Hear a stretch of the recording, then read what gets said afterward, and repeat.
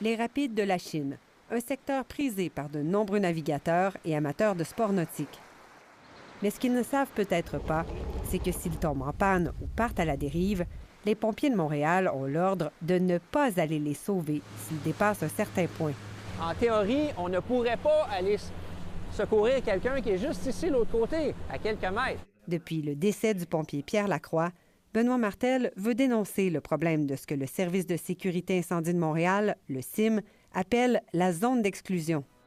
Il craint que l'équipage qui accompagnait le pompier Lacroix soit blâmé pour sa mort parce que leur embarcation a franchi cette zone pour tenter de sauver la vie de plaisanciers. La ligne est quelque part ici. Quelque part ici. Est-ce qu'on est capable de la voir, la ligne?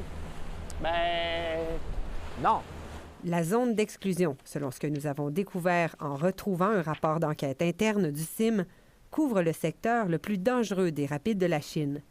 Elle a été créée par le CIM, sans tambour ni trompette, à la suite d'un autre chavirement en 2010. Pour les plaisanciers, seule cette affiche en plein milieu du fleuve avertit du danger, mais rien pour indiquer que les pompiers n'iront pas vous sauver dans les rapides et qu'il n'y a que la garde côtière qui peut s'y rendre.